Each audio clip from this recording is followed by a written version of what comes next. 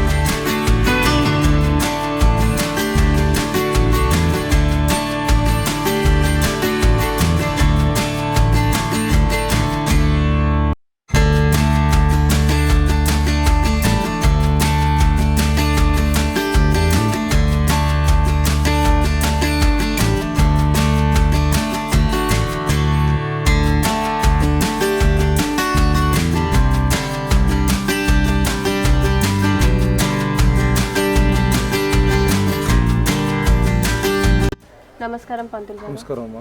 నేను మా సబ్స్క్రైబర్స్కి గుడి గురించి చెప్పాలనుకుంటున్నాను. సో ఈ గుడి యొక్క ప్రత్యేకతలు అండ్ ఈ గుడి ఎక్కడ ఉంది ఇవన్నీ కొంచెం మాకు ఇన్ఫర్మేషన్ ఇవ్వండి. ఓకే, తప్పకుండా అమ్మా. శ్రీ లక్ష్మీ చెన్నకేశ్వర స్వామి దేవస్థానం, గ్రామం గుజ్జ, మండలం నారాయణపురం, జిల్లా యాదాద్రి భువనగిరి, చౌటుప్పల్ నుంచి 16 కిలోమీటర్ల దూరంలో ఈ గుజ్జ గ్రామం ఉందమ్మా. ఈ టెంపుల్ చాలా పురాతనమైనది. దాదాపుగా 500 సంవత్సరాల క్రితం పూర్వం నిర్మాణం ఈ దేవాలయము. పూర్తిగా పురాతన దేవాలయము.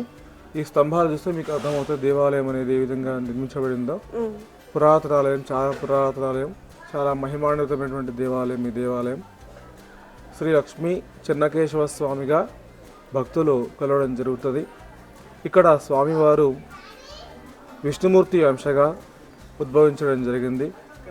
స్వామివారు కోరమీసాలు, ఖడ్గము, గదా పద్మములు, శంఖ చక్ర గదా పద్మములతో స్వామివారు దర్శనమిస్తూ ఉంటారు భక్తులకు. విష్ణుమూర్తి దేవాలయాలు అనేకం ఉన్నప్పటికీ కూడా ఈ చెన్నకేశవ స్వామి వారి యొక్క అవతారంలో స్వామివారికి కోరమీసాలు, వీరఖడ్గము ధరించి భక్తులకు స్వామివారు దర్శనం ఇవ్వడం అనేది జరుగుతుందమ్మా. ఇది 500 years బ్యాక్ నుంచి ఉంది. అవునమ్మా, చాలా ఓల్డ్ టెంపుల్. అంటే దేవాలయం ఎవరు కట్టించారో కూడా శిలాఫలకం అనేది వేయలేదు. ఎవరు ఖచ్చితంగా మా అంచనా ప్రకారంగా అయితే కాకతీయ రాజులు కావచ్చు, లేదా రాచకొండను పరిపాలించినటువంటి పద్మనాయక వంశ రాజులే ఈ నిర్మాణాన్ని చేశారని మేము భావిస్తూ ఉంటాం. ఇది గుజ్జ విలేజ్ లో ఉంది. అవునమ్మా, గుజ్జ. చౌటుప్పల్ నుంచి మనకి గుజ్జకి ఎంత డిస్టెన్స్ ఉంది? ఎన్ని కిలోమీటర్స్? 16 నుంచి 18 కిలోమీటర్లు. ఈ టెంపుల్ యొక్క ప్రత్యేకతలు అవి ఏంటివో చెప్పండి కొంచెం. ఆ స్వామివారి ప్రత్యేకత చాలా మహిమాన్వితమైంది. స్వామివారి యొక్క దేవాలయంలో ఒకసారి దర్శించిన వాళ్ళు తప్పకుండా మరొకసారి రావడం జరుగుతుంది. కారణం ఏంటి అంటే స్వామివారికి మొక్కుబడులు చెల్లించుకుంటారు భక్తులు. మొదటిసారిగా వచ్చినప్పుడు నమస్కారం తీసుకుని వారి యొక్క భక్తుల యొక్క సంకల్పాలు చెప్పుకొని భక్తులు కోరికలు కోరుకోవడం జరుగుతుంది. ఆ తర్వాత కోరికలు తీరిన తర్వాత తప్పకుండా ఆ భక్తులు మరలా దేవాలయానికి వచ్చి తమ యొక్క మొక్కుబడులను చెల్లించుకుంటారు. చాలా మహిమాన్వితమైనటువంటి స్వామి, క్షేత్రపాలకుడిగా భక్తుల కోరికలు తీర్చే స్వామిగా చుట్టుపక్కల గ్రామాల వాళ్ళందరూ కూడా రావడం జరుగుతుంది. ప్రతి గుజ్జ గ్రామ ఆడపడుచులందరూ కూడా బ్రహ్మోత్సవాలకు ప్రతి సంవత్సరం కూడా ఖచ్చితంగా రావడం జరుగుతుంది.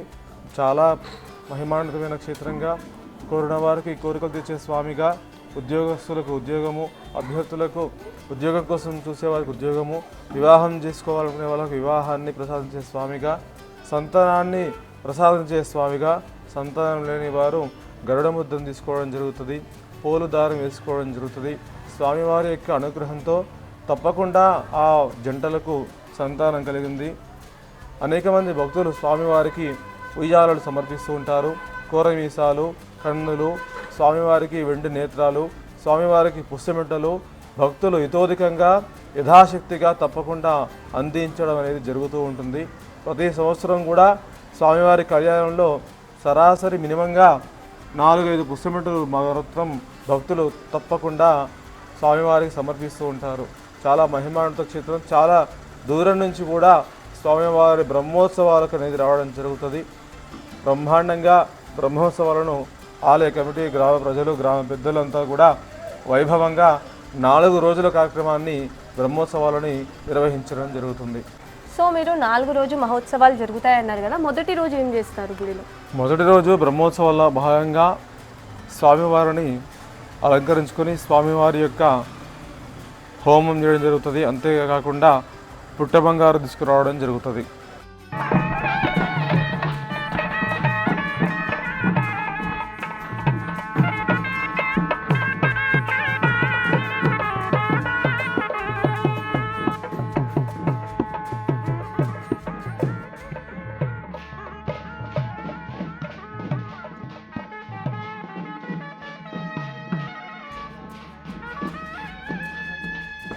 రెండవ రోజు ఏం చేస్తారు మహోత్సవాలలో? రెండవ రోజు వచ్చేసరికి ముందుగా ఆలయంలో ఉదయాన్నే స్వామివారి యొక్క ఆలయంలో ప్రాతరోపాసన హోమం నిర్వహించి అనంతరము గరుడ వాహన పూజ చేసి స్వామివారి యొక్క ధ్వజస్తంభం వద్ద గరుడ పటాన్ని స్వామివారి యొక్క ధ్వజపటాన్ని ధ్వజస్తంభం దగ్గర ఎగరవేయడం జరుగుతుంది.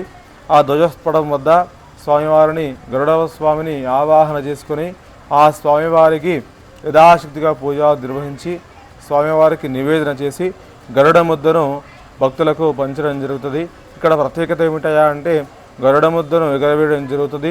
ఆ గరుడ ముద్దను భక్తులు అందుకోవడం జరుగుతుంది. అంతేకాకుండా సంతానం లేనివారు తప్పకుండా సంతానం కావాలని గరుడ ప్రసాదాన్ని స్వామివారి ప్రసాదంగా భక్తులు ముందుకు వచ్చి ఆ దంపతులు గరుడ ప్రసాదాన్ని తీసుకోవడం జరుగుతుంది. ఆ ప్రసాదం తీసుకున్న వారికి తప్పకుండా సంతానం కలుగుతుంది.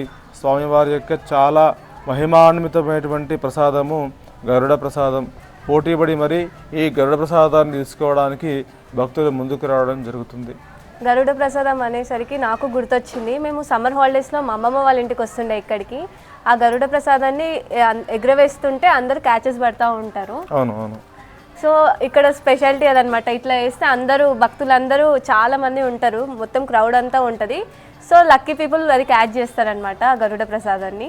అయితే ఏమో ఈ రెండవ రోజు మధ్యాహ్నం పూట 11:30కి స్టార్ట్ అవుతుంది గరుడ ముద్ద.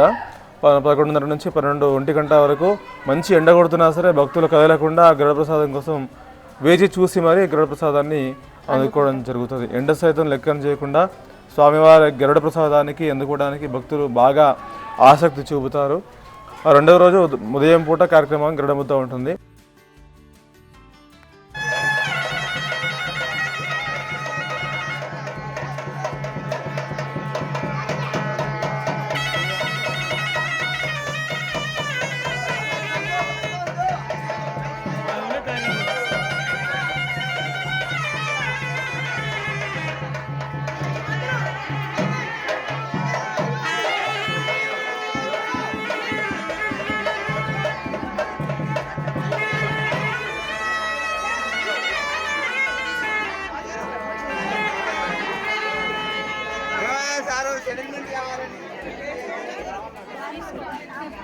రెండవ రోజు రాత్రి 10 గంటలకు స్వామివారి యొక్క కళ్యాణ మహోత్సవం అనేది నిర్వహించడం జరుగుతుంది. శ్రీదేవి భూదేవి సమేత లక్ష్మీ చెన్నకేశవ స్వామి వారికి కళ్యాణ మహోత్సవాన్ని నిర్వహించడం జరుగుతుంది. కళ్యాణ మహోత్సవంలో భాగంగా ముందుగా ఏం చేస్తారా అంటే స్వామివారిని గరుడ వాహనం మీద వేంచేపు చేసి గరుడ వాహనం పైన లక్ష్మీ చెన్నకేశవ స్వామిని ఏర్పాటు చేసి గ్రామ పురవీధుల గుండా ఊరేగింపుగా కళ్యాణ మండపానికి తీసుకురావడం జరుగుతుందన్నమాట. ఊరేగింపుగా స్వామివారి కళ్యాణ మండపానికి రావడం జరుగుతుంది. తదుపరి అనంతరము ఆలయం నుంచి అమ్మవార్లను స్వామివారి యొక్క ఆలయం వద్దకు అనేది తీసుకురావడం జరుగుతుంది.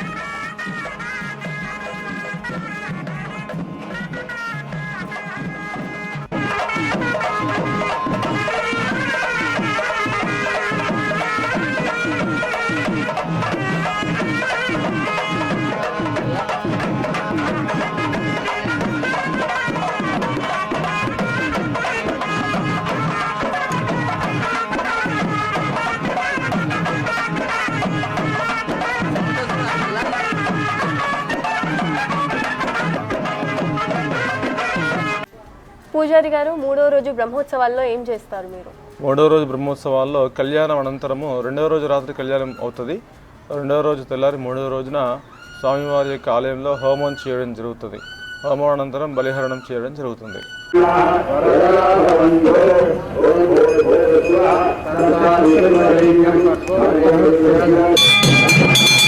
4వ రోజు బ్రహ్మోత్సవాల్లో ఏం చేస్తారు?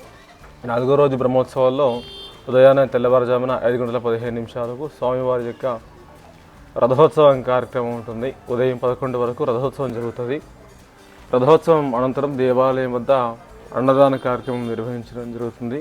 దాదాపుగా గత 9 సంవత్సరాల నుంచి అన్నదాన కార్యక్రమాన్ని గ్రామస్తులే విరాళాలు ఇస్తూ అన్నదానాన్ని దాదాపు 1000 మందికి భక్తులకు పైగా అన్నదానాన్ని నిర్వహించడం జరుగుతుంది.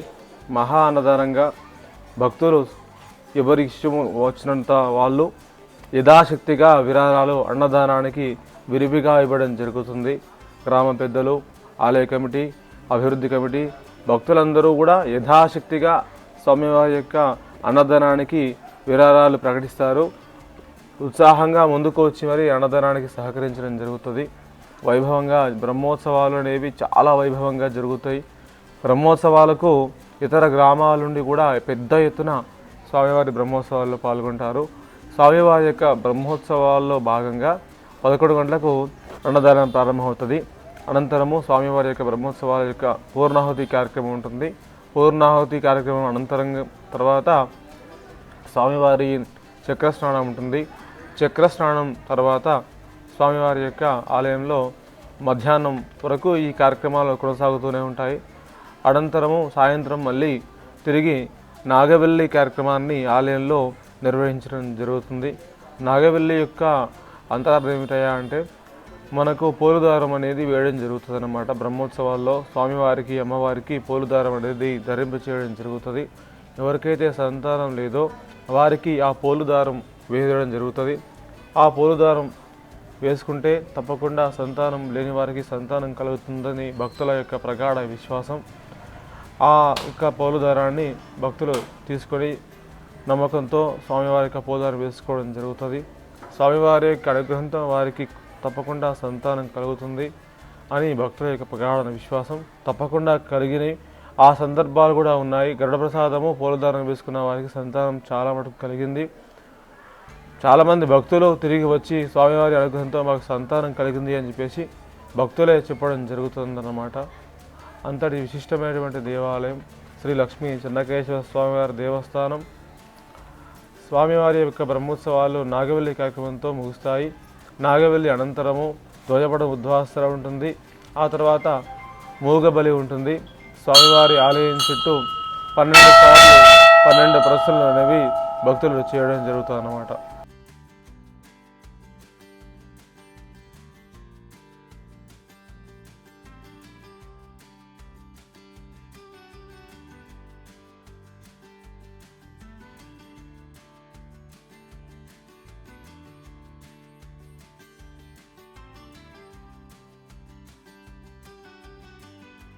సో ఈ విధంగా 4 రోజులు బ్రహ్మోత్సవం ఇలా జరుగుతుంది ఈ ఊర్లో. అవునండి, 4 రోజులు చాలా వైభవంగా జరుగుతుంది. చుట్టుపక్కల ప్రాంతాల్లో ఉన్నటువంటి చెన్నకేశవ స్వామి దేవస్థానంలో ఈ దేవస్థానంలో చాలా వైభవంగా బ్రహ్మోత్సవాలు అనేది జరగడం జరుగుతుంది.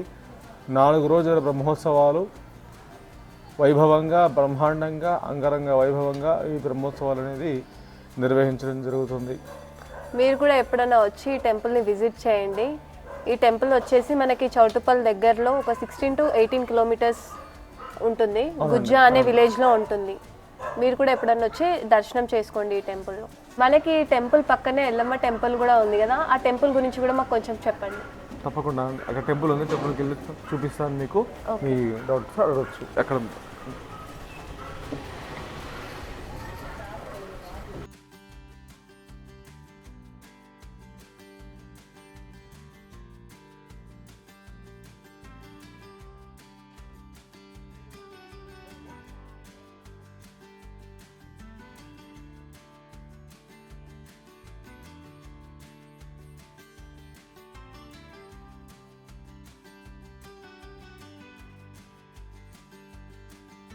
ఈ దేవాలయం ఈ సంవత్సరము ప్రతిష్ట చేయడం జరిగింది. అమ్మవారు ఉన్నటువంటి స్థానంలో ఇంతకుముందు అమ్మవారి పుట్ట ఉంది.